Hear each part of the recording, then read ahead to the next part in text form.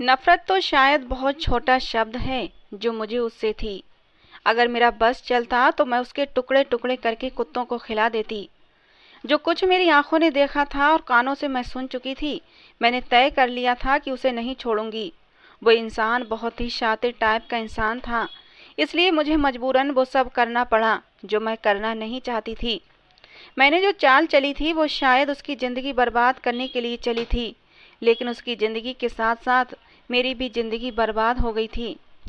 काश उस समय मुझे पता होता मेरा ये कदम खुद मुझे भी आग में धकेल देगा, तो मैं ये कदम कभी न उठाती। वो इस समय किचन में बर्तन धो रहा था जब मैं अपने कमरे से बाहर निकल कर आई और किचन की तरफ चल दी। उसे देखकर मेरे पूरे शरीर में आग सी लग गई थी। मैंने उसे पुकार कर कहा, देव। वो फौरन से पलटा था, कहने लगा, जी बीबी जी, कहिए। वही हसीन चेहरा, वही दिलकश मुस्कुराहट जो हर समय उसके चेहरे पर सजी रहती थी, लेकिन मुझे उसे देखकर गुस्सा आने लगा।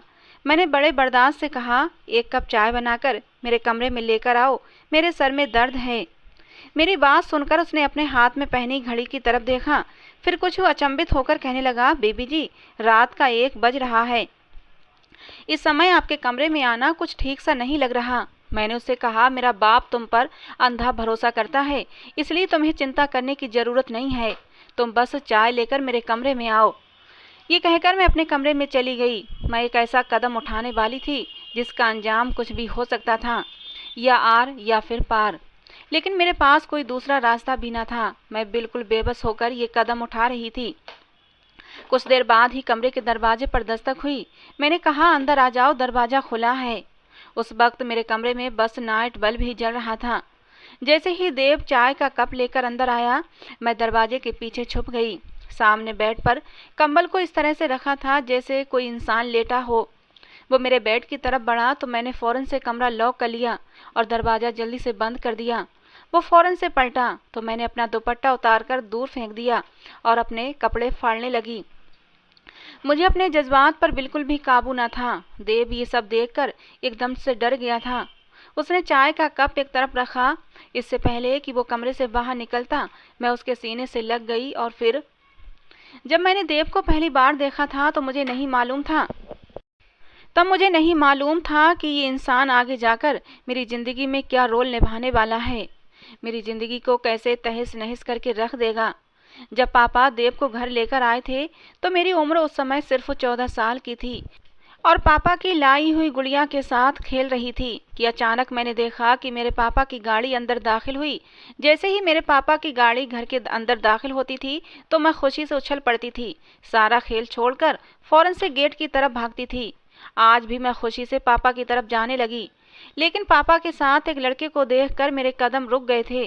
काले रंग की शर्ट और ब्लू जीन्स में वो लंबे कद का लड़का था जिसकी उम्र यही कोई 18-19 साल रही होगी। वो एक जादुई पर्सनालिटी का मालिक था। मेरे पापा के साथ गाड़ी से नीचे उतरा। मुझे पापा ने अपने पास बुलाया और प्यार किया और टीवी लॉन्ज में आ गए। पापा ने मेरी माँ को आवाज़ दी और कहा, ये हमारे घर का नौकर है और आज से घर के सारे काम यही करेगा। मेरी उम्र उस समय ऐसी थी कि मुझे अब लड़कों को देखकर थोड़ी सी घबराहट और झिझक होती थी। शायद ये लड़कपन की दहलीज पर पहला कदम था। वो लड़का बेहद खूबसूरत था और कहीं से भी नौकर नहीं लग रहा था। उसने अपनी नज़रें झुकाई हुई थीं। मैं कनखियों से उसे देख रही थी और अभी तक उसने मुझे नहीं देखा था, लेकिन मैं उसे देखे ही जा रही थी। मेरे पापा ने मेरी घबराहट को भांपते हुए कहा कि इसका नाम देवेंद्र है और ये आज से घर के सारे काम करेगा और तुम्हें स्कूल भी छोड़कर आएगा और लेने भी जाएगा। देव तुम्हारे भाई जैसा है, इससे घबराने की जरूरत नहीं है। जैसे ही पापा ने ऐसा बोला तो मैंने एक नज़र फिर से देव की तरफ देखा और उसने भी नज़र उठाकर मेरी तरफ देखा था और ये पहली बार था जो हमारी आंखें चार हुई थीं। मैंने देखा उसकी आंखों के डोरे लाल थे जैसे कोई नशीली आंखें हों। उदासी उन लाल आंखों में भरी पड़ी थी। मुझे उसकी आंखों से ना जाने क्यों एक डर सा महसूस हुआ था। मैंने फौरन से नजरें झुका लीं। वो मेरी इस हरकत पर मुस्कुराने लगा। पापा की बात से मुझे कुछ तसल्ली तो हुई थी, लेकिन फिर भी मैं उम्र के जिस हिस्से में थी कि मैं थोड़ी सी सावधान हो गई थी, वरना इससे पहले मैं लड़कों से लड़ती झगड़ती रहती थी। गली के लड़कों को मार मार कर भगा देती थी। अपने क्लास फेलो से भी बेतहाशा लड़ाई करती थी। लेकिन जब से मैंने 14वीं साल में कदम रखा था, तब से मेरे अंदर बहुत सारे बदलाव आने लगे थे और सबसे बड़ा बदलाव ये था कि मैं लड़कों से सावधान रहने लगी थी। कुछ दिन यूं ही गुजर गए। देव ने देखते ही देखते सारा घर संभाल लिया था। वो खाना बनाने का काम भी करता था और बाहर गेट की रखवाली भी करता, बिल वगैरह जमा करवाता, यानी कि वो एक हरफन मौला लड़का था।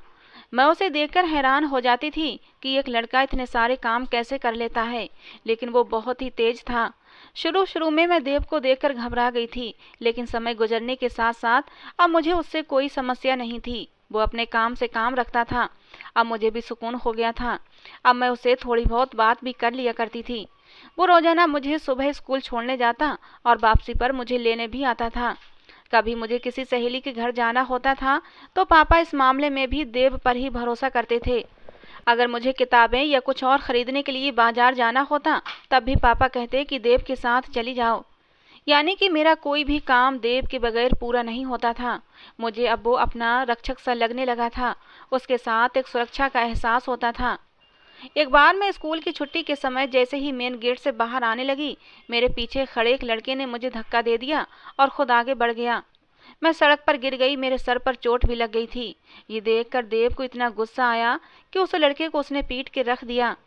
कहने लगा, तुम होते कौन हो जो तुमने रिया को धक्का दिया? मैं अपना दर्द भूलकर उस लड़के को देखने लगी जिसे देव ने मार मार कर लहूलुहान कर दिया था। मैं जल्दी से उठकर देव के पास आई। मैंने कहा, छोड़ो उसे, क्या जान से मार डालोगे?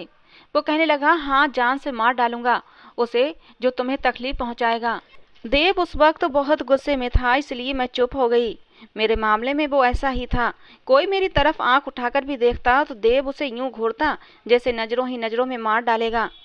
मुझे कभी कभी अपने पापा का देव को घर रखने का फैसला ठीक नहीं लगता था। जितना पापा देव को पसंद करते थे, मेरी माँ देव को एक आंख भी पसंद नहीं करती थीं, सिर्फ इसलिए कि वो पापा का खास बंदा था। पापा खुद उसे ना जाने कहाँ से लेकर आए थे। मम्मी पापा से कहती थीं कि जवान जहान लड़के के साथ अकेली बेटी को ना भेजें, लेकिन पापा का हर बार एक ही जवाब होता कि मुझे देव पर पूरा विश्वास है। देव को गाड़ी चलानी भी आती थी। इतनी सी उम्र में ना जाने उसने इतने सारे काम कैसे और कहाँ से सीख लिए थे। वो हर रोज मुझे गाड़ी से सुबह स्कूल छोड़ने जाता और दोपहर को लेने आता। मेरे पापा एक पढ़े लिखे सरकारी अफसर थे और मेरी माँ गांव की एक बिल्कुल ही अनपढ़ औरत थी, लेकिन पता नहीं कैसे हालातों में दोनों की शादी हो गई थी। मेरी माँ के पास खूबसूरती के अलावा कुछ भी नहीं था और इसी खूबसूरती ने मेरे पापा को शायद उनसे शादी करने पर मजबूर कर दिया होगा।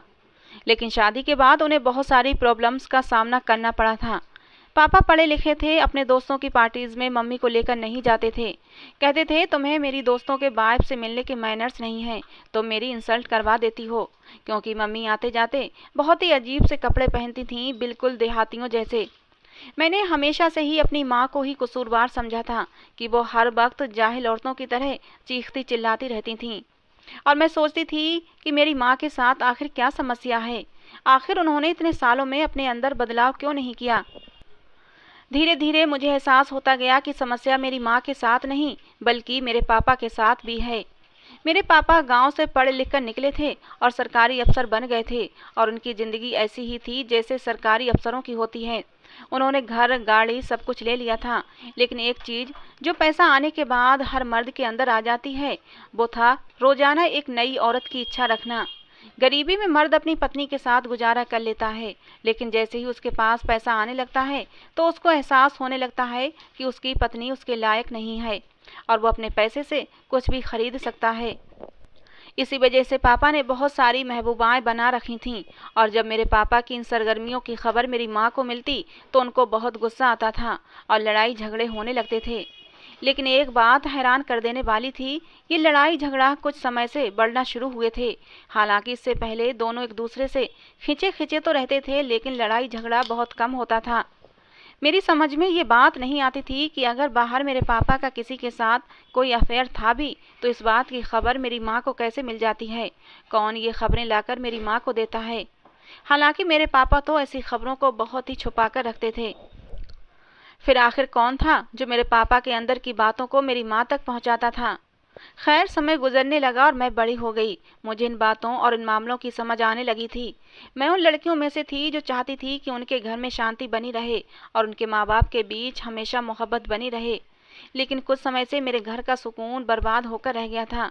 मेरी माँ पहले तो लड़ाई झगड़ा करती थीं, लेकिन वो छोटे मोटे कारण जिनकी वजह से घर में लड़ाई झगड़े होते थे। जैसे कभी पापा घर के लिए खर्च कम देते तो मम्मी इस बात पर गुस्सा होती और उनके बीच लड़ाई होने लगती थी।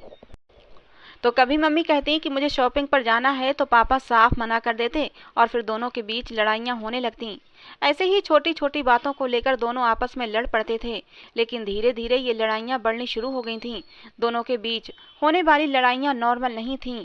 उनका चीखना चिल्लाना, घर के सामान को तोड़ना फोड़ना, मेरे बाप का अपने आप को गोली मारने की धमकी देना और मेरी माँ का जहर खाने की धमकी देना, दोनों मरने मारने पर आ जाते थे। और मेरी माँ की सहन शक्ति अब दिन ब दिन खत्म होती जा रही थी। मैं अपनी माँ को समझाती कि बर्दाश्त करो, लेकिन मेरी माँ ने कहा मैं सब कुछ बर्दाश्त कर सकती हूँ, लेकिन तुम्हारे बाप की दूसरी औरतों के साथ नाजायज संबंध बर्दाश्त नहीं कर सकती हूँ। माँ की बात सुनकर मैं हैरान हो गई थी कि आखिर माँ को ये खबरें देता कौन है। फिर कुछ समय से मैंने ये बात नोट की थी कि मेरी माँ जो देव के आने से नाखुश थी और हर वो इंसान जो मेरे बाप को पसंद होता था उससे मेरी माँ नफरत करती थी। इसलिए देव से भी मेरी माँ को नफरत थी। लेकिन कुछ समय से मैं देख रही थी कि मेरी माँ देव पर कुछ ज़्यादा ही मेहरबान होती जा रही थी। फिर मैंने देखा काफ़ी समय से कि मेरी माँ और देव कमरे में अकेले होते थे और दोनों की हल्की हल्की बातों की आवाज़ें भी बाहर आती थीं। 3 साल गुजर गए थे और मैं अब 17 साल की हो गई थी और अब काफ़ी समझदार भी हो गई थी। मेरी ज़िंदगी का सबसे बड़ा मसला मेरे घर का माहौल ही था। एक दिन मैं कॉलेज से जल्दी घर वापस आ गई तो मैंने देखा घर में बिल्कुल सन्नाटा है और मेरी माँ के कमरे से हल्की हल्की आवाज़ें आ रही हैं, जैसे मेरी माँ किसी से बातें कर रही हों।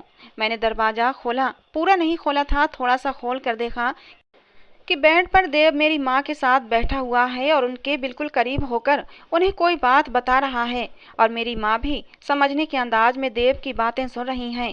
और फिर एकदम से मेरी माँ के चेहरे का रंग बदल गया था। उनका रंग गुस्से से लाल हो गया था। शुरू में तो मुझे कुछ समझ नहीं आया, लेकिन थोड़ी देर बाद जब मेरे पापा घर आए तो मेरी माँ ने कोहराम मचा दिया था और फिर मुझे सब समझ आ गया कि मेरे घर में आग लगाने वाला कोई और नहीं बल्कि देव ही है। वो मेरे माँ बाप दोनों का चहीता बनकर बैठा हुआ था। मेरे बाप की बातें मेरी माँ को बताता था और मेरी माँ की बातें मेरे बाप को बताता था और इन दोनों से इस बात के लिए बहुत ज़्यादा पैसे भी वसूल करता था। मेरे बाप की जासूसी के लिए मेरी माँ देव को पैसे देती थी और फिर देव पैसे लेकर मेरी माँ को मेरे बाप की तमाम खबरें देता और अपना नाम राज रखने को कहता था। इसी तरह घर में होने वाले तमाम मामलों की खबर देव मेरे बाप को दिया करता था कि कौन आ रहा है और कौन जा रहा है। मेरे नानी नाना की तरफ के जो भी रिश्तेदार आते थे मेरे पापा को वो लोग बिल्कुल भी पसंद नहीं थे और इसीलिए पापा की गैर मौजूदगी में वो लोग आया करते थे और ये सारी बातें देव मेरे बाप को बता रहा था। इसी वजह से दोनों के बीच झगड़े दिनों दिन बढ़ते जा रहे थे। तब मुझे अंदाजा हो गया था कि मेरे घर में ये आग देव की लगाई हुई है। अगर वो ये सब काम करता था तो चोरी भी करता होगा, लेकिन सबकी आंखों पर उसके विश्वास की पट्टी बंधी हुई थी और मेरे माँ बाप दोनों को उस पर अंधा विश्वास था। वो एक पक्का खिलाड़ी था और इस तरीके से खेल खेलता था कि किसी को उस पर जर्रा बराबर भी शक नहीं होता था। लेकिन मैं सब कुछ समझ गई थी और मुझे उसका पत्ता इस घर से कटवाना था, जो कि आसान नहीं था। सबसे पहले मैंने सोचा कि मैं देव से सीधी बात करती हूँ और उसे वार्निंग देती हूँ। अगर वो बाज आ गया तो ठीक, वरना मुझे दूसरा रास्ता अपनाना पड़ेगा। लेकिन मुझे हर हाल में अपने घर को बचाना था। मेरा एक भाई था जो मुझसे छोटा था और वो इन चीज़ों से दूर रहता था। उसकी अपनी एक अलग ही दुनिया थी, वो अपनी ही दुनिया में खुश था। लेकिन मैं इस घर की बेटी थी और मुझे इस घर की चिंता थी। एक दिन मैं देव के पास गई, वो किचन में खाना बना रहा था। मैं उसके सामने जाकर खड़ी हो गई तो वो इस तरह से मुझे चौंक कर देखने लगा। उसने हमेशा मुझे बच्चों की तरह ट्रीट किया था। कहने लगा, रिया देखो मैं खाना बना रहा हूँ और वही बनाऊंगा जो तुम्हें खाना पसंद है, बस अलग से कोई फरमाइश मत करना मुझसे। वो मुझे समझा रहा था। उसे लगा कि शायद मैं उसे खाने की कोई नई फरमाइश करने आई हूँ। वो मुझसे बच्चों जैसा व्यवहार रखता था, लेकिन मैं अब बच्ची नहीं थी। मुझे किचन में देखकर उसने पूछा, तुम किचन में क्यों आई हो? क्या तुम्हें किसी चीज़ की ज़रूरत है? वो बड़े प्यार से मुझे पूछ रहा था। मैं उसकी आंखों में देखने लगी। वो मेरे इस तरह देखने पर गड़बड़ा सा गया था। फौरन से नजरें बदलकर वो कटिंग बोर्ड पर सब्जी काटने लगा। मेरी मौजूदगी उसे उलझा रही थी। वो बार बार दरवाजे की तरफ भी देख रहा था कि कहीं मेरे मम्मी पापा ना आ जाएं, क्योंकि मैं बिल्कुल उसके पास खड़ी थी, इतनी पास कि उसकी सांस लेने की सरसराहट मेरे कानों में साफ सुनाई दे रही थी। घबराहट की वजह से उसकी सांसें तेज होने लगी थीं। वो जैसा भी था, लेकिन उसने मुझ पर कभी गलत निगाह डालने की गलती नहीं की थी, क्योंकि वो जानता था कि मुझ पर गलत निगाह डालने का मतलब था नौकरी से हाथ धोना। और ये जो ऐशो आराम की जिंदगी वो गुजार रहा था, न सिर्फ ही उससे छिन जाएगी, बल्कि मेरे पापा उसे जान से भी मार देंगे अगर उसने मेरे साथ कुछ भी गलत किया तो। देव वहां खेलता था जहां उसे खेलना चाहिए था। वो बहुत बड़ा खिलाड़ी था और गलती नहीं करता था, लेकिन मैं उससे भी बड़ी खिलाड़ी थी। वो तेज था, लेकिन मैं उसकी सोच से भी ज्यादा तेज थी। जब मैं काफी देर तक उसे देखती रही और उसके करीब से नहीं हटी, तो वो परेशान हो गया और बोला कि यहाँ से चली जाओ। अगर किसी चीज की जरूरत नहीं है तो तुम यहाँ क्यों खड़ी हो? मैंने कहा कि मेरे घर में आग मत लगाओ देव, वरना मैं तुम्हारी जिंदगी में आग लगा दूंगी। मेरी बात सुनकर उसके सब्जी काटते हाथ एक पल को रुक गए और उसने अजीब सी नजरों से मुझे देखा, जैसे हैरान हो गया हो। उसे लगा था मुझे पता नहीं चलेगा कि ये क्या खेल खेल रहा है। पहले वो कुछ सोचने लगा, फिर कहने लगा, क्या बोल रही हो तुम रिया? कौन सी आग लगाई है मैंने तुम्हारे घर में? वो मुझे बच्चों की तरह ट्रीट कर रहा था। वो मुझे शुरू से ही तुम कहकर पुकारता था, सब घर वालों की तरह मेरा नाम लेता था। मैंने कहा कि तुम मेरे नौकर हो, तुम्हें कोई हक नहीं तुम मुझे मेरे नाम से पुकारो। तुम मुझे मैडम या बेबी जी कहकर बुलाया करो। तुम नौकर हो और अपनी औकात में रहा करो। मुझे लग रहा है कि इस घर में अगर तुम अपनी औकात भूल गए हो तो मुझे तुम्हारी औकात तुम्हें दिखानी पड़ेगी। मेरी बातें उसे किसी आरे की तरह काट रही थीं। उसने मुझे बस एक नज़र उठाकर देखा और मैंने साफ महसूस किया कि उसकी आंखों में दर्द समाया हुआ था। उसकी आंखों के कोने भी गीले थे, लेकिन मुझे फर्क नहीं पड़ता था। वो जो काम कर रहा था मेरे माँ बाप में लड़ाई करवाने का, वो मैं हरगिज बर्दाश्त नहीं कर सकती थी। उसने फिर मुझे वहां से जाने को कहा, लेकिन मैं टस से मस ना हुई। जब उसने देखा कि मैं जाने को तैयार नहीं हूँ, तो वो खुद वहां से जाने लगा। तो मैंने आगे बढ़कर उसका रास्ता रोक लिया। उसके सामने आकर खड़ी हो गई। वो वापस अपनी जगह पर आया और गुस्से से सब्जी काटने लगा। अब वो बिल्कुल भी मेरी तरफ नहीं देख रहा था, ऐसे रिएक्ट कर रहा था जैसे उसने मुझे बिल्कुल ही इग्नोर कर दिया था। वो मुझे पूरी तरह नज़रअंदाज करके अपने काम में लग चुका था, लेकिन मैं इतनी आसानी से उसका पीछा छोड़ने वाली नहीं थी। मैंने सीधा उसका गिरेबान पकड़ लिया और उससे कहा कि आज के बाद अगर मेरे माँ बाप के बीच कोई झगड़ा करवाया तो मुझसे बुरा कोई नहीं होगा। वो अपना गिरेबान छुड़ाने की कोशिश कर रहा था और मैं छोड़ नहीं रही थी, और इतने में ही उसका हाथ उठ गया। उसने अचानक ही मेरे मुंह पर थप्पड़ मार दिया।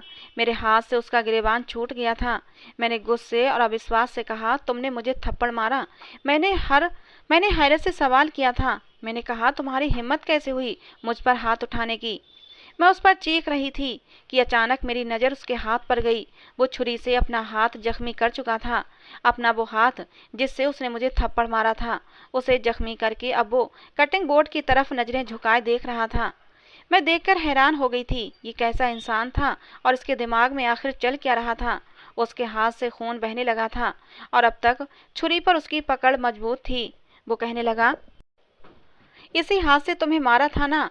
इस हाथ को सजा दे दी है, अब तो खुश? उसकी आंखों में न जाने ऐसा किया था कि मैं कांप उठी थी। मैं उसे छोड़कर अपने कमरे में भाग गई। कमरे का दरवाजा लॉक कर दिया। मेरा दिल बेचैन सा हुआ था। अगली सुबह जब मैं कॉलेज जाने लगी तो देखा उसके हाथ पर पट्टी बांधी हुई थी। वो रोज मुझे गाड़ी में कॉलेज छोड़ने जाता था। मैंने उसके हाथ की तरफ देखते हुए कहा कि इंसान ऐसा काम ही ना करे कि उसके बाद उसे पछताना पड़े। मेरी बात पर उसने कुछ नहीं कहा और गाड़ी का दरवाजा खोल दिया। काफी दिन तक खामोशी रही। मुझे लगा शायद वो सुधर गया है, क्योंकि घर में अब शांति थी। काफी दिन से मेरे माँ बाप के बीच कोई भी झगड़ा नहीं हुआ था, सब ठीक जा रहा था। लेकिन एक दिन अचानक बहुत बड़ा झगड़ा हुआ। पापा ने मेरी माँ को तलाक की धमकी दे दी और घर से उसी समय निकल जाने के लिए कह दिया। तभी मैंने उनके सामने हाथ जोड़ दिए और रोने लगी कि भगवान के लिए अपनी लड़ाई खत्म कर दें, वरना मैं खुद को नुकसान पहुंचा लूंगी। मेरे आंसू देखकर मेरे पापा का दिल नरम हो गया था, क्योंकि मैं उनकी सबसे बड़ी कमजोरी थी। वो मुझे उदास भी नहीं देख सकते थे। फिर काफी दिन तो जैसे पूरे घर को सांप सूंघ गया था। मैंने अपनी माँ से लड़ाई की वजह पूछी तो एक बार फिर से मुजरिम देव ही निकला। देव ने मेरी माँ को बताया कि मेरे बाप ने एक तवाइफ से शादी कर ली है। उधर पापा का कहना था कि ये सब झूठ है। हाँ, ये बात सच है कि माँ मैं बाहर एक दो अफेयर चला लेता हूँ, लेकिन नौबत शादी तक नहीं पहुँची है। मैं समझ गई थी ये आग भी देव की लगाई हुई थी, यानी कि वो मेरे वार्निंग देने के बाद भी नहीं सुधरा था। कहते हैं चोर चोरी से जाए लेकिन हेरा फेरी से नहीं जाता। मेरा जी चाहा देव को जान से मार डालूं। कुछ पैसों के लिए वो मेरी माँ बाप की जिंदगी किस मोड़ पर ले आया था। वो इंसान ड्रामेबाज था, झूठा था। देव पर मेरी धमकी का कोई भी असर नहीं हुआ था। उसे लगा कि मैं एक कमजोर सी लड़की उसका कुछ नहीं बिगाड़ सकती, लेकिन मैं उसके साथ अब क्या करने वाली थी वो सोच भी नहीं सकता था। मैंने गुस्से में आकर अपने दिमाग में एक ऐसा प्लान तैयार किया कि उसको पूरा करने के बाद देव का पता पूरी तौर पर इस घर से कटने वाला था। लेकिन शायद मैं भूल गई थी कि इस कदम से मेरी जिंदगी की रौनकें भी खत्म हो जाएंगी। कुछ दिन में सब कुछ रूटीन पर आ गया था। इससे पहले कि कुछ और बड़ा होता, अब मुझे जल्दी ही अपना काम कर देना था। ऐसी ही एक रात थी। रात का 1 बज रहा था। मेरे मम्मी पापा अपने कमरे में थे और देव किचन में रात के खाने के बर्तन धो रहा था। मैं उसके पास गई और बोली कि मेरे सर में दर्द हो रहा है, मुझे अच्छी सी चाय बना दो। सर्दियों की रातें थीं और मैं अक्सर उसे चाय का कहती रहती थी, इसलिए वो बिना कुछ कहे मेरे लिए चाय बनाने के इरादे से किचन में आ गया। मैं खामोशी से अपने कमरे में आ गई और देव का इंतजार करने लगी। मैंने घड़ी की तरफ देखा। घड़ी रात का 1:15 बजा रही थी। आज की रात देव की इस घर में आखिरी रात साबित होने वाली थी। हर तरफ खामोशी का राज था। थोड़ी ही देर में देव मेरे कमरे में चाय लेकर आ गया। जैसे ही वो आया, मैं बिजली की तेजी से उठी और कमरे के दरवाजे को बंद कर लिया और अपने कपड़े फाड़कर उसके सीने से लग गई और जोरदार चीख मारी और चीखते हुए कहने लगी, पापा मुझे बचाएं, मुझे बचा लें, ये इंसान मुझे। देव ऐसा मत करो, ये सब गलत है। मेरी बात अभी यहीं तक पहुंची थी कि देव बुरी तरह से बदहवास हुआ था। उसने मेरे मुंह पर हाथ रखकर मेरी चीख दबानी चाही, लेकिन मेरी चीखों को सुनकर मेरे माँ बाप भागते हुए मेरे कमरे तक आए थे। लेकिन मैंने खुद दरवाजे को कुंडी लगा रखी थी। सब कुछ वैसा ही हो रहा था जैसा मैंने सोचा था। ये सब इतना अचानक हुआ था कि देव को कुछ भी समझ नहीं आया कि मैं क्यों चीख रही हूँ। वो मेरे माँ बाप की आवाज़ सुनकर हक्का बक्का रह गया था।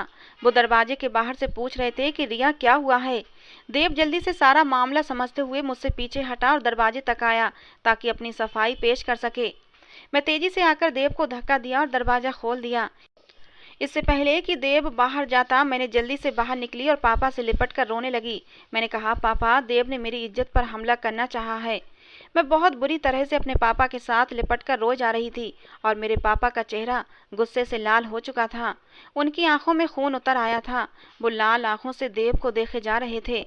देव कहने लगा, नहीं मालिक, मैंने रिया के साथ ऐसा कुछ भी नहीं किया है। मैं तो ऐसा कुछ करने के बारे में सोच भी नहीं सकता। ये झूठ बोल रही है। पापा ने मुझे अपने आप से अलग किया और देव को गिरेबान से पकड़कर नीचे गिराया और फिर लातों और घूंसों से उसे मारने लगे। पापा देव से कहते जा रहे थे, तुम्हारी हिम्मत कैसे हुई मेरी बेटी को हाथ लगाने की। देव ने कहा, मेरा कोई दोष नहीं, आपकी बेटी ने खुद मुझे कमरे में बुलाया था।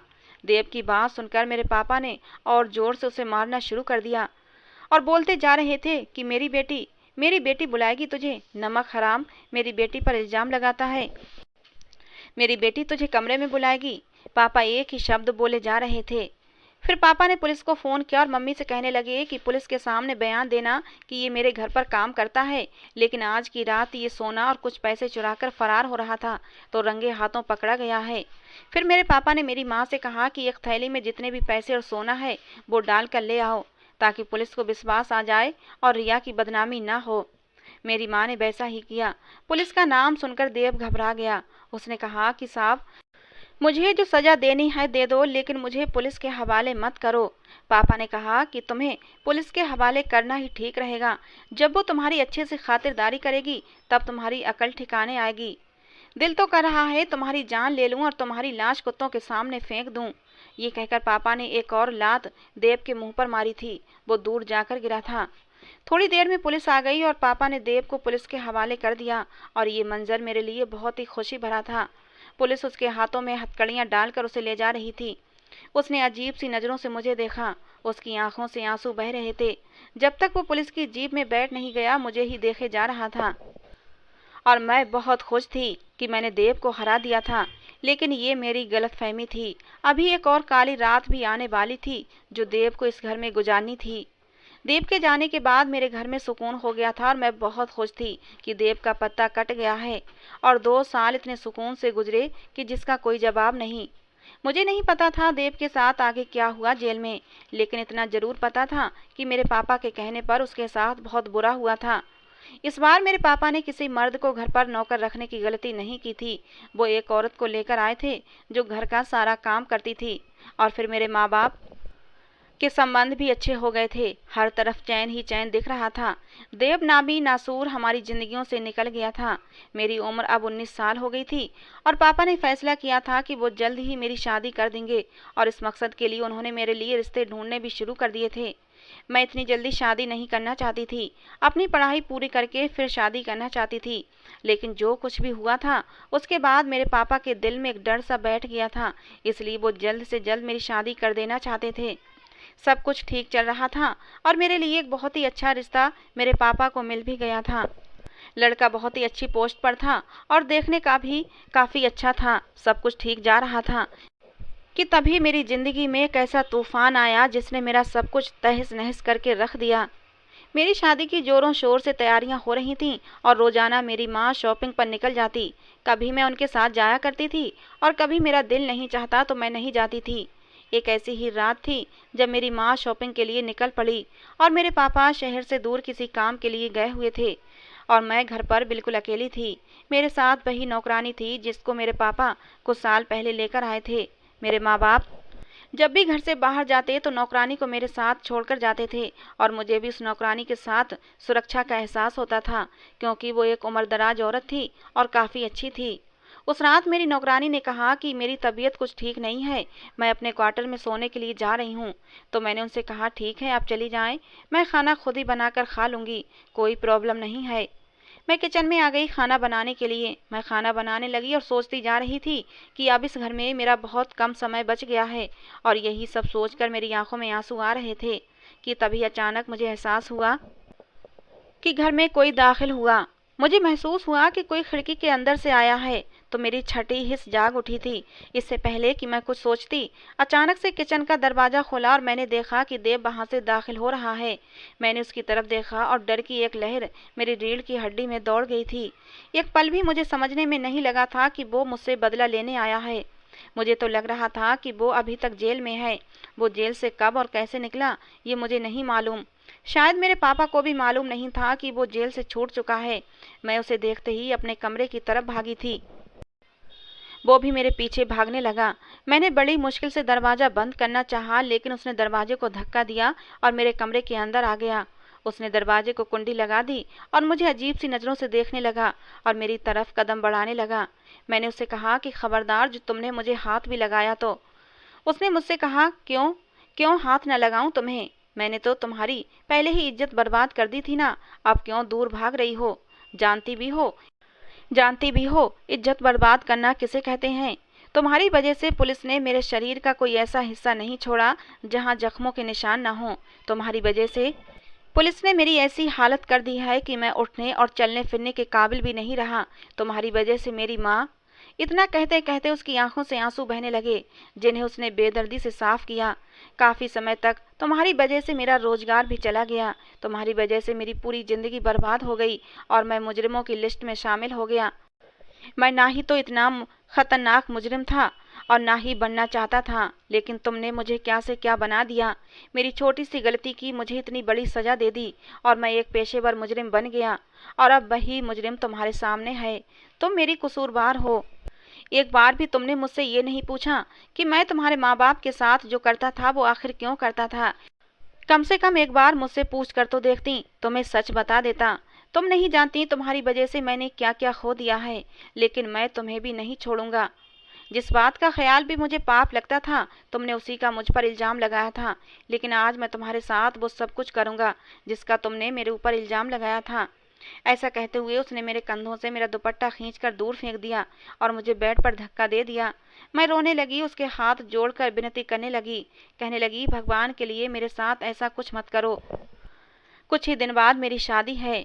ये सुनना था वो तो जैसे और भी पागल सा हो गया था। उसने कहा, तुम शादी करके आबाद होना चाहती हो और तुमने मुझे बर्बाद कर दिया है, लेकिन मैं तुम्हें भी आबाद नहीं होने दूंगा। ये कहकर उसने मुझसे उस रात का बदला ले लिया था। उसने मुझे बर्बाद करके रख दिया और फिर वहां से चला गया। मेरी माँ शॉपिंग के बाद अपने भाई के घर चली गई थीं, इसलिए उन्होंने वापस आने में देर कर दी और फिर शायद ज़्यादा ही देर कर दी थी मेरी माँ ने वापस आने में। जब तक मैं तबाह बर्बाद हो चुकी थी, देव ने मुझे कहीं का नहीं छोड़ा था। वो मेरी पूरी दुनिया उजाड़ कर वहाँ से चला गया था। मैं बेजान शरीर के साथ जमीन पर पड़ी रही और तब तक पड़ी रही जब तक मेरे माँ और पापा घर नहीं आ गए थे और मुझे इस हालत में देखकर वो जैसे पत्थर के हो गए थे। उन्होंने मुझसे पूछा कि तुम्हारी ये हालत किसने की है, तो मैंने रोते हुए देव का नाम लिया। ये सुनकर मेरे पापा को सदमा लगा। मेरी माँ चीख मार मार कर रोने लगी। ये एक शैतान लड़के को अपने घर में लाने का अंजाम था। जिस घर में जवान बेटियां हों उस घर में जवान मर्द नौकर नहीं रखना चाहिए। लेकिन मेरे माँ बाप की आंखों पर तो देव के यकीन की पट्टी बंधी हुई थी और मेरे पापा और माँ जो उस इंसान की बातों में आकर अपना सब कुछ तबाह कर चुके थे। घर का सुकून वैसे ही बर्बाद हो गया था। वही इंसान जिसे घर की रखवाली के लिए वो लोग रख रहे थे, वही उनकी इज्जत का लुटेरा निकला और उनके घर के सुकून के साथ साथ उनकी इज्जत को भी खराब कर गया।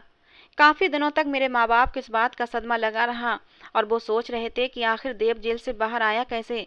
मेरी शादी के दिन करीब आ रहे थे और मेरे माँ बाप के चेहरे ऐसे हो गए थे जैसे उन पर कोई साया हो गया हो। मैं भी अपने कमरे में पड़ी रहती थी, ना कुछ खा रही थी ना पी रही थी और मेरी माँ को इतना सदमा लगा था कि वो मेरा भी ख्याल नहीं रख पा रही थी।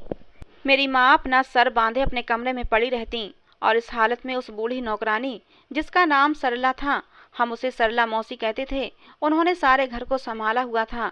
उसी ने मेरी माँ को हौसला दिया और मेरे बाप को ये सलाह दी कि इस बात को राज रखें और खामोशी से बेटी को विदा कर दें। सरला मौसी ने हमारे साथ बहुत भलाई की। अगर वो औरत ना होती तो हम तीनों को कोई हौसला देने वाला ना था, लेकिन वो बहुत तजुर्बेकार थी और उसने मेरी माँ को भी संभाला और मेरे बाप को भी हौसला दिया और मुझसे भी कहा कि इस सदमे से बाहर निकलो, वरना फिर बहुत बदनामी होगी। अब जबकि शादी होने वाली है तो बेहतर है इस बात को राज रखा जाए। मेरे माँ बाप ने मुझसे कहा कि तुम कुछ भी किसी से नहीं कहोगी और खामोशी से शादी कर लोगी और ये राज कभी नहीं खुलेगा। बेहतर यही है कि तुम्हारी इज्जत से शादी हो जाए। लेकिन ऐसा कैसे मुमकिन था? मेरे लिए मेरे पति से इतना बड़ा राज छुपाना मुमकिन ही नहीं था, क्योंकि जिस तरह से देव ने अपना गुस्सा मेरे शरीर के साथ निकाला था, मेरे जिस्म को दागा था, मैं वो दाग अपने पति से छुपा नहीं सकती थी। अगर वो इन जख्मों के बारे में मुझसे सवाल करता तो मैं उसे क्या जवाब देती? शादी तो दूर की बात, मेरा तो जिंदगी से ही दिल उठ गया था। मेरा बस नहीं चल रहा था कि मैं अपनी ज़िंदगी को ख़त्म कर दूं, लेकिन मैं मरकर अपने माँ बाप को और दुखी नहीं करना चाहती थी। मुझे इस कदर सदमा लगा हुआ था, लेकिन इस समय मुझे इतना तो ज़रूर पता था कि खुदकुशी करना बहुत बड़ा पाप है। मैंने अपने माँ बाप से कहा कि मुझे शादी नहीं करनी, लड़के वालों से इनकार कर दें, तो मेरे पापा ने मेरे सामने हाथ और कहने लगे कि मेरी इज्जत का सवाल है, ये शादी खामोशी से कर लो, बाद की बाद में देखी जाएगी। मैंने पापा से रोते हुए कहा कि मैं आज जहाँ पर खड़ी हूँ वो सिर्फ आपके गलत फैसले की वजह से हूँ। मैं तो बच्ची थी, मुझे कुछ मालूम नहीं था, लेकिन आपको तो सब कुछ मालूम था कि जवान बेटी के होते हुए जवान मर्द नौकर को घर पर नहीं रखना चाहिए। उन्होंने न सिर्फ उसे घर में रखा बल्कि हर जगह मुझे उसके साथ भेज भी देते थे। मेरी बातें सुनकर मेरे पापा रोने लगे तो मुझे उनका दुख हुआ। मुझे लगा कि मैंने ज़्यादा ही गलत बोल दिया है। पहले ही वो मेरी वजह से काफ़ी परेशान थे।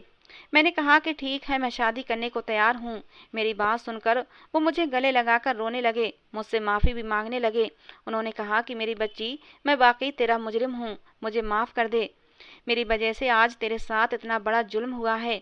हम सब घर वालों ने खामोशी से साध ली थी और शादी के दिन करीब आ रहे थे और मेरी परेशानी थी कि बढ़ती ही जा रही थी। और फिर मैंने अपने मंगेतर को सारी सच्चाई बताने का फैसला किया। मैंने सोचा मुझे अपने होने वाले पति के साथ धोखा नहीं करना चाहिए, इसलिए मैंने उसे मिलने के लिए बुलाया। वो मुझसे मिलने मेरे घर आया। उसने मुझसे पूछा कि तुमने मुझे चोरी छुपे मिलने क्यों बुलाया है? तो मैंने कहा मुझे आपको कुछ बताना है, उसके बाद फैसला आपका होगा। मेरी बातें सुनकर वो थोड़ा परेशान हुआ। उसने कहा क्या बताना है? तो मैंने अपने कुर्ते की आस्तीन हटाकर उसे अपने जख्म दिखाए। मेरे जख्म देखकर वो थोड़ी देर कुछ सोचता रहा, फिर बोला तुम्हारी ये हालत किसने की है? और मैंने उसे सारी सच्चाई बता दी कि मेरे नौकर ने ये सब कुछ मेरे साथ किया है और मुझसे बदला लेने के लिए किया है। वो थोड़ी देर तक तो सोचता रहा और सर झुकाए मैं उसके सामने बैठी रही। उसने मुझसे पूछा, क्या तुम ये शादी करना चाहती हो? तो मैंने कहा कि मेरा तो जिंदगी से ही दिल उठ गया है, लेकिन मैं खुदकुशी जैसा पाप भी नहीं करना चाहती, वरना शादी तो दूर, मैं तो अब जीना ही नहीं चाहती थी। मगर मेरे माँ बाप की जिद है कि मैं उनकी इज्जत रख लूं और शादी कर लूं। लेकिन मेरे जमीर ने ये गवारा नहीं किया कि मैं आपको धोखा दूं और आपको अंधेरे में रखकर आपसे शादी करूं। वो तो माँ बाप हैं, मेरा राज राज ही रखना चाहेंगे, लेकिन मैं आपको धोखे में नहीं रखना चाहती हूँ। उसे शायद मेरी ये बात अच्छी लगी और उसने कहा कि मैं तुमसे शादी करने के लिए तैयार हूँ। सारी सच्चाई जानकर उसका मुझसे शादी के लिए राजी होना मुझे किसी चमत्कार से कम नहीं लग रहा था। जो कुछ हो चुका था उसके बाद मेरे अंदर जीने की कोई उमंग नहीं बची थी, लेकिन जिंदा रहना मजबूरी थी। और फिर मेरी शादी का दिन आ गया और शादी भी हो गई। लेकिन ये सिलसिला यहीं पर ख़त्म नहीं हुआ।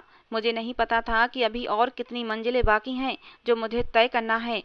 इस हालत में शादी हो जाना लड़की के लिए समस्या का हल नहीं होता। कुछ मुश्किलें और भी होती हैं जो शादी के बाद जन्म लेती हैं, और मेरे लिए भी बहुत सारे मसलों ने जन्म ले लिया था। और सबसे बड़ा मसला था शादी की पहली रात ही, जो मेरे लिए खड़ा हो गया था। जब मेरा पति मेरे करीब आया तो एकदम से मुझे वही काली भयानक रात याद आ गई और मैंने चीखना चिल्लाना शुरू कर दिया था। मुझे वो रात याद आने लगी जब देव ने मेरे साथ जुल्म किया था। मेरे ऊपर पागलपन का दौरा पड़ चुका था और मैं चीखना चिल्लाना शुरू कर दिया था। चीख चीख कर मैंने पूरा घर सर पर उठा लिया था। फिर चीखते चीखते मैं बेहोश हो गई। मेरे अंदर अब भी उस भयानक रात का डर था। वो डर मेरे अंदर से अभी कभी भी निकलने वाला नहीं था। वो एक भयानक रात जो मेरा पीछा छोड़ने वाली नहीं थी। मेरे पति ने तो मेरे साथ भलाई की और सच्चाई को स्वीकार करते हुए मुझसे शादी की। यकीनन उसकी नीयत अच्छी थी। शायद उसके दिल में मेरे लिए भगवान ने दया डाल दी थी। लेकिन मेरी अपनी हालत इतनी खराब थी कि मैं कुछ भी अब बर्दाश्त करने की हालत में नहीं थी। दुनिया को लगता है कि एक लड़की इस तरह के जुल्म का शिकार हुई है, उसकी जल्द से जल्द शादी करना हर समस्या का हल होता है। और माँ बाप यही सोचते हैं कि शादी के बाद लड़की नॉर्मल जिंदगी गुजार सकती है, लेकिन ये भूल है। जब मुझे होश आया तो मैं अपने ससुराल में नहीं थी, बल्कि अपने मायके में थी। मेरे बेहोश होने के बाद मेरे माँ बाप को बुलाया गया था। मेरी सास ने मेरे माँ बाप से कहा कि तुम लोगों ने अपनी पागल बेटी को मेरे बेटे के साथ बांध दिया है। तुम्हारी बेटी पागल है और उसे पागलपन के दौरे पड़ते हैं। ये सारी बातें सुनकर मेरा पति भी खामोश रहा। उसके पास भी बोलने के लिए कुछ नहीं था। मेरी सास मुझे पागल कह रही थी और वो बिल्कुल ठीक ही कह रही थी। मैं पागल ही तो हो चुकी थी। मुझे मेरी सास ने तलाक करवा दी। मेरे माँ बाप मेरा गम बर्दाश्त ना कर सके और एक एक करके दोनों ही दुनिया से चले गए थे। मैं अकेली तन्हा रह गई थी। 5 साल बीत गए थे। मैं एक स्कूल में टीचर की नौकरी करने लगी थी, अपना दिल बहलाने के लिए।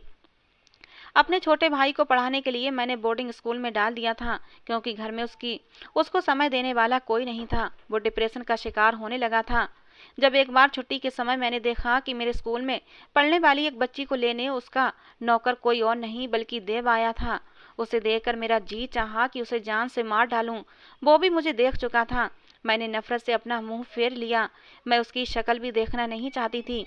मैं घर चली आई, लेकिन मैं अंदर से बुरी तरह टूट चुकी थी। अपने अंदर उठने वाले गुस्से पर काबू पाने लगी।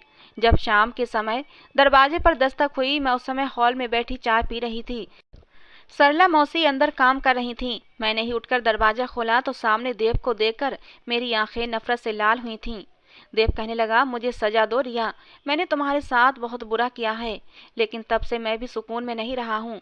बहुत बार चाहा कि तुमसे माफ़ी मांग लूँ, लेकिन हिम्मत नहीं हुई। मैंने गुस्से से कहा कि निकल जाओ यहाँ से। वो कहने लगा, एक बार मेरी बात सुन लो, मैं कोई झूठी कहानी नहीं सुनाऊंगा। फिर वो कहने लगा, मेरी माँ कैंसर की मरीज थी और उनके इलाज के लिए मुझे बहुत ज़्यादा पैसे चाहिए थे, जो मेरी तनख्वाह से बहुत ज़्यादा थे। मुझे अपनी माँ से बहुत मोहब्बत थी। मैं उन्हें खोना नहीं चाहता था। उनके अलावा मेरा इस दुनिया में कोई नहीं था। पापा तो मेरे बचपन में ही मुझे छोड़कर चले गए थे। मेरी माँ ने ही मुझे माँ और बाप बनकर पाला था। मैं उन्हें हर हाल में बचाना चाहता था, और चाहे इसके लिए मुझे कुछ भी करना पड़ता। उस दिन भी मैं हॉस्पिटल के बाहर बैठा रो रहा था जब तुम्हारे पापा मेरे सामने से गुजरे थे। मुझे रोता देखकर वो मेरे पास आए और मुझसे मेरे रोने की वजह पूछी। मैंने उनसे बस इतना कहा कि मुझे कुछ काम दिला दो, और फिर उन्हें शायद मुझ पर दया आ गई और वो मुझे अपने साथ अपने घर ले आए। मैं जब तुम्हारे घर आया तो उस समय रोता हुआ आया था। पहले मैंने पूरी ईमानदारी से काम किया था, लेकिन जब भी मैं तुम्हारी माँ से अपनी माँ की दवाओं के लिए पैसे मांगता तो वो मना कर देती। इसलिए जब मुझे ये अंदाजा हुआ कि तुम्हारे माँ बाप में मन मुटाव रहता है तो मुझे यही ठीक लगा। अगर मैं दोनों को एक दूसरे के राज बताऊं तो मुझे दोनों तरफ से पैसे मिलेंगे। हाँ, मैं मानता हूँ मेरा तरीका गलत था, लेकिन तुम्हारे लिए मेरे दिल में बहुत इज्जत थी। पहली नज़र में ही तुम मुझे अच्छी लगी थी, और शायद वो समय हम लोगों का बचपना था। लेकिन जैसे जैसे समय बीतता गया तुम्हारे लिए मेरे दिल में सम्मान बढ़ता ही गया। तुम्हारे मामले में मैंने कभी गलत नहीं सोचा था। मैं नहीं जानता ये जज्बा क्या था, लेकिन मैं तुम्हें तकलीफ में नहीं देख सकता था। जब तुम्हें कोई तकलीफ होती थी तो मेरा दिल तड़प उठता था। जब तुम्हें अचानक ही उस दिन थप्पड़ मारा तो मुझे खुद पर गुस्सा आया था, और मैंने अपना हाथ भी जख्मी कर लिया था। और तब मुझ पर ये राज खुला कि मैं तो तुमसे मोहब्बत करने लगा हूँ। लेकिन मैं फिर चुप चुप रहने लगा था, क्योंकि मैं अपनी औकात जानता था। लेकिन फिर उसी समय मेरी माँ की तबीयत बहुत ज़्यादा बिगड़ गई। मुझे पैसों की बहुत ज़रूरत थी, इसलिए मैंने फिर से झूठी बातों का सहारा लिया। मैं तुम्हारी मैंने तुम्हारी माँ से कहा कि मैं मालिक का एक ऐसा राज बताऊंगा जो आपके लिए जानना बहुत ज़रूरी है, लेकिन इसके बदले मुझे 2 लाख रुपये चाहिए। तुम्हारी माँ इस बात के लिए मान गई थी, लेकिन इस बार बात तलाक तक जा पहुंची थी। मगर मैं सोच चुका था कि आगे से अब ऐसा नहीं करूंगा। लेकिन जो कुछ तुमने मेरे साथ किया, मुझे वो सब बर्दाश्त नहीं हुआ। मेरी माँ मेरे जेल जाने के बाद मर गई। वो अस्पताल में लावारिसों की तरह पड़ी रही, और फिर किसी ने लावारिस लाश समझकर अंतिम संस्कार कर दिया था। मैं अपनी माँ को अपने हाथों से अग्नि भी नहीं दे सका था, और इसीलिए जब मैं जेल से रिहा हुआ तो ये खबर सुनने को मिली कि मेरी माँ दुनिया से चली गई है, तो मैं एकदम गुस्से से पागल हो गया था, और उसी गुस्से की आग में तुमसे बदला लेने पहुंच गया। जो कुछ भी उस समय मैंने किया, मैं गुस्से में अंधा हो चुका था। लेकिन घर वापस आकर मुझे जब अपनी गलती का एहसास हुआ तो मैंने खुद को बहुत चोट पहुंचाई थी। खुद को इस बात के लिए सजा दी थी कि मैंने उस लड़की को तकलीफ पहुंचाई जिसकी जरा सी तकलीफ मुझसे सहन नहीं होती थी। कई दिन तक मैं घर से बाहर नहीं निकला था। तुम्हारी शादी और बर्बादी की खबर सुनकर मुझे अपना आप और भी बुरा लगने लगा था। मैं रोज तुम्हें दी जाने वाली तकलीफ को सोच सोच कर मरता हूँ। मुझे चैन नहीं मिलता। कई सालों से मैं सो नहीं पाया हूँ। मेरे कानों में तुम्हारी सिसकियां गूंजती हैं। वो मेरे सामने हाथ जोड़े रो रहा था। फिर कहने लगा, मैंने तुमसे बहुत मोहब्बत की है रिया, लेकिन कभी तुम्हें पाने की इच्छा नहीं की, इसलिए कि मैं खुद को तुम्हारे काबिल कभी समझता ही नहीं था। लेकिन अगर तुम मुझे माफ़ कर दो और मुझे मौका दो तो मैं तुम्हें इज्जत देना चाहता हूँ, तुम्हारी उदास जिंदगी में रंग भरना चाहता हूँ। मैंने उसकी इस बात का कोई जवाब नहीं दिया, क्योंकि मेरे लिए ये मुमकिन नहीं था। कैसे उस इंसान को अपना लेती जिसने मुझे बर्बाद करके रख दिया था, जिसकी वजह से मेरे माँ बाप इस दुनिया से चले गए थे। मेरी पूरी जिंदगी बेरंग हो गई थी। वो अब भी मेरे सामने आंखों में आंसू लिए खड़ा था। कहने लगा, रिया मैं फिर आऊँगा, मुझे उम्मीद है अगली बार तुम मुझे इनकार नहीं करोगी। वो चला गया था और मैं कमरे में आ गई थी। मेरी गुजरी जिंदगी एक फिल्म की तरह मेरी आंखों के सामने घूम गई थी। आंखों से आंसू बहकर मेरा तकिया गीला करने लगे थे। कुछ ही सालों में मेरी जिंदगी में इतने दुख आए थे कि अब और कुछ सोचने समझने की शक्ति ही नहीं बची थी। इन्हीं ख्यालों में कब सुबह हुई पता ही नहीं चला। सरला मौसी अभी हमारे घर पर ही काम करती थीं। उस समय भी सरला मौसी ने हम लोगों को संभाला था, और आज भी वो देव की बातें सुन चुकी थीं। सुबह मुझे नाश्ता देते हुए कहने लगीं, रिया बेटा, मेरी बूढ़ी आंखों ने ये दुनिया देखी है और परखी है। मैं तुम्हें बस एक ही बात कहना चाहूँगी कि देव ने जो फैसला तुम्हारे ऊपर छोड़ा है उसे सोच समझ कर लेना। अगर देव ने तुम्हारे साथ गलत किया था तो तुमने भी देव की जिंदगी में कम जहर नहीं घोला था। अगर देव की वजह से तुम्हारे माँ बाप मरे थे तो तुम्हारी वजह से देव की माँ भी मरी थी। जो भी फैसला करना सोच समझ कर करना। ये कहकर सरला मौसी चली गई थीं। नाश्ते की प्लेट मेरे सामने पड़ी थी, लेकिन खाने का दिल नहीं कर रहा था। एक चुभन थी जो मेरे दिल में हो रही थी। शायद सरला मौसी ठीक कह रही थीं। मैंने भी देव के साथ कुछ कम जुल्म नहीं किए थे। शायद मेरे किए की सजा ही भगवान ने मुझे दी थी। मैं 2 दिन तक सोचती रही और फिर नतीजे पर पहुंच गई थी। तीसरे दिन देव फिर आया, इस उम्मीद के साथ कि मैं उसे मना नहीं करूंगी। वो मेरे सामने आंखों में उम्मीद लिए खड़ा था। मैंने देव से शादी के लिए हाँ कह दी। देव तो खुशी से उछल पड़ा था। बहुत ही सादगी के साथ देव और मेरी शादी हो गई थी। देव का साथ पाकर और देव को यूं खुश देखकर पता नहीं क्यों दिल पर छाया हुआ एक बोझ सा उतर गया था। खुद को हल्का फुल्का महसूस कर रही थी। शायद मैंने भी देव के साथ कुछ कम गलत नहीं किया था और ये मेरी सजा थी कि मैं पल पल की मौत मर रही थी। देव को माफ करके और देव को अपनाकर मेरी सजा कम हो गई थी और मेरे दिल को सुकून आ गया था। देव मेरा किसी कांच की गुड़िया की तरह ध्यान रखता था। धीरे धीरे देव के लिए मेरे दिल में जो नफरत थी अब वो कम होने लगी थी और देव के लिए मेरे दिल में प्यार पनपने लगा था।